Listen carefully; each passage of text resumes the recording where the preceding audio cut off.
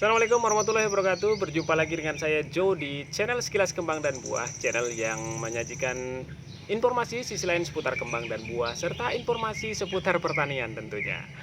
Oke, pemirsa, hari ini saya ingin mengajak pemirsa untuk membuat salah satu pupuk yang agak-agak gimana gitu ya. Dalam proses pembuatannya terkesan kita akan membuat kue ya. Tapi ini kita tidak akan membahas dan tidak akan membuat kue, akan tetapi kita akan membuat pupuk. Iya, di video sebelumnya kami menyajikan informasi ada 4 bahan yang unik dan terdengar agak aneh di telinga pemirsa ya, yang sering digunakan oleh para praktisi pertanian organik dalam proses pembuatan pupuk ya. Nah, salah satu dari bahan yang unik dan terdengar aneh ini hari ini akan kita coba gunakan untuk membuat pupuk. Dan saya akan mengajak pemirsa untuk nanti bersama-sama mencoba membuat pupuknya. Oke, ya untuk kali ini saya memilihkan satu bahan utama, yaitu ini ya, susu. Merek apapun susunya bisa digunakan ya. Nanti seperti apa bahan-bahan tambahannya dan bagaimana proses pembuatannya, ikuti terus videonya, jangan separuh-separuh supaya informasi yang diterima oleh pemirsa juga tidak separuh-separuh. Oke?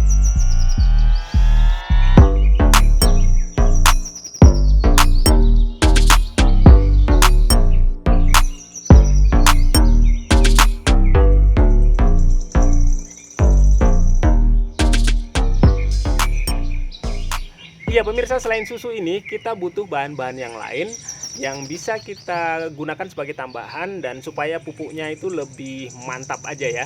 Nah, bahan-bahan apa itu? Ini dia.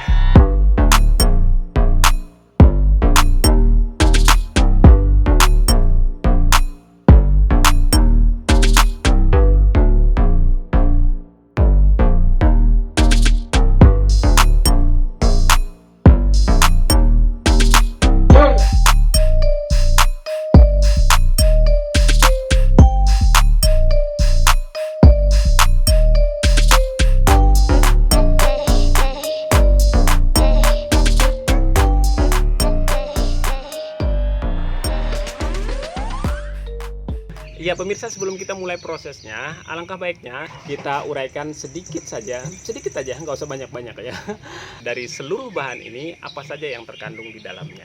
Oke, supaya lebih mantap gitulah, supaya lebih yakin bahwa bahan ini memang pantas atau memang cocok juga untuk digunakan sebagai pupuk, tidak hanya digunakan sebagai konsumsi manusia. Walaupun apa yang terbaik bagi manusia juga baik juga bagi tanaman.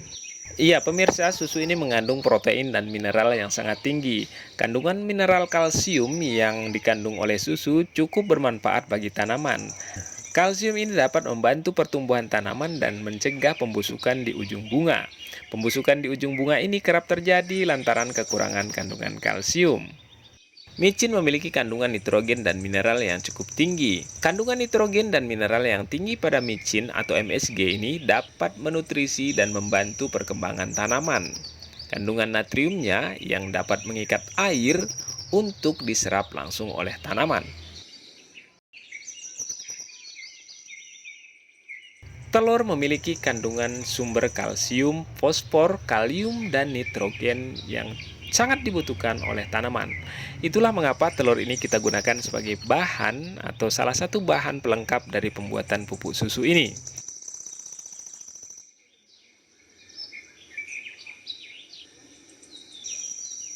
Iya pemirsa, sekarang pemirsa sudah tahu apa saja kandungan-kandungan yang terdapat dalam bahan-bahan yang kita akan gunakan untuk membuat pupuk ini. Jadi jangan khawatir ya. Baik, pemirsa, kita masuk ke proses pembuatan. Iya, yang pertama kita lakukan adalah menyiapkan air cucian beras ya. Jika pemirsa tidak memiliki air cucian beras, bisa juga menggunakan air sebenarnya, atau yang kebetulan saya gunakan ini adalah air saya tambahkan dengan tepung beras ya, tepung beras yang sudah saya encerkan di sini. Nah, karena memang kebetulan air cucian berasnya masih kurang 2 liter ya, jadi saya menggunakan tepung beras yang ada di dapur. Ya, kemudian setelah air cucian berasnya sudah tersedia dan siap, kita campurkan seluruh bahan yang tadinya sudah kita siapkan ya. Ini ada susu sebanyak 100 ml atau 100 gram. Kita campurkan ke dalam air cucian beras yang sudah kita siapkan. Setelah itu kita tambahkan MSG-nya atau micinnya ya.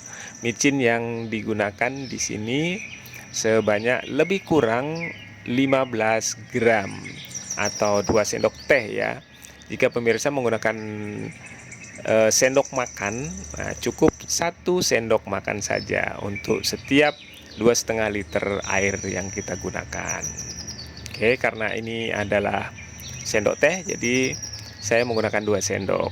Karena perkiraan 1 sendok teh itu isinya sekitar ya 5 sampai 6 gram lah. Kalau dikalikan 2 sendok sekitar 15 graman lah. Nah, setelah itu kita tambahkan molase. Nah, ini kebetulan saya menggunakan molase sebanyak lebih kurang 100 ml. Kalaupun misalnya lebih juga sih tidak apa-apa. Ini juga molase ini merupakan sumber makanan bagi mikroorganisme yang berasal dari E4 yang nantinya kita akan gunakan. Ya, bagi yang tidak punya molase bisa juga menggunakan gula merah atau air gula merah ya, atau air gula biasa juga bisa. Nah, setelah itu ada telur, ini kita campurkan telurnya. Kebetulan saya menggunakan 1 butir saja. Nah, untuk telur saya menggunakan semuanya ya, semua bagiannya, yang kuningnya maupun yang yang putihnya. Karena ada beberapa yang hanya menggunakan kuningnya saja. Setelah telurnya sudah dicampurkan, ini kita menggunakan EM4 sebagai aktivatornya, bioaktivator ya, menggunakan EM4. Saya menggunakan takaran lebih kurang ya, takarannya lebih kurang 2 tutup botol atau sekitar 20 mili ya, 20 mili. Nah, setelah semuanya dimasukkan ke dalam air cucian beras yang sudah kita siapkan, kita aduk-aduk sampai rata ya. Diaduk diaduk supaya tercampur baik ya antara bahan yang satu dengan bahan yang lainnya supaya homogen ya. Iya pemirsa, inilah hasil dari pupuk susu yang kita buat sore hari ini. Nanti pupuk susu ini akan kita fermentasi selama lebih kurang 7 sampai 14 hari ya. Rentang waktunya kita ambil 7 sampai 14 hari. Artinya 7 hari pun sudah bisa digunakan, dan lebih bagusnya lagi kita ambil 14 hari. Nah, yang paling efektif harusnya berapa hari untuk difermentasi, ini butuh penelitian khusus ya. Iya, untuk proses fermentasinya kita akan gunakan jerigen ya, jerigen yang volumenya lebih kurang ini 5 liter. Jadi kalau pupuk susu yang kita buat ini sebanyak 2,5 liter, jadi aman ya, amanlah untuk proses fermentasinya. Jika ada gas yang keluar, masih ada ruang yang ada di jerigennya untuk menampung gas-gas yang berasal dari perombakan bahan-bahan organik oleh mikroorganisme yang berasal dari E4.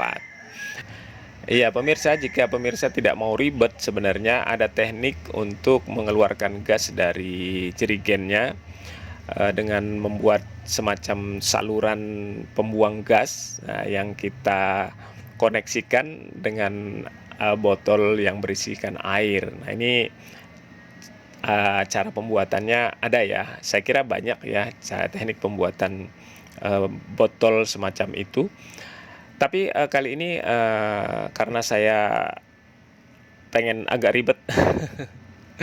Ya sebenarnya nggak pengen ribet juga sih. Lagi ribet bikin ininya, saluran pembuang gasnya. Dan buat yang ribet nggak pengen bikin saluran gasnya, bisa menggunakan botol jerigen ini dengan catatan setiap hari dicek tuh. Tiap hari dicek. Nah, kalau misalnya pagi atau sore dicek.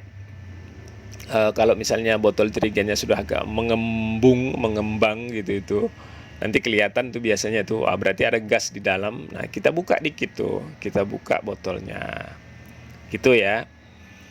Oke, ini dia hasil pupuk susu atau berbahan utama susu dan beberapa bahan lain yang kita tambahkan sudah siap difermentasi. Iya pemirsa, itulah sedikit informasi bagaimana cara pembuatan pupuk dari bahan susu dengan beberapa tambahan lain. Mudah-mudahan informasi ini bisa bermanfaat, tetap berkah dan menjadi buah yang baik. Wassalamualaikum warahmatullahi wabarakatuh.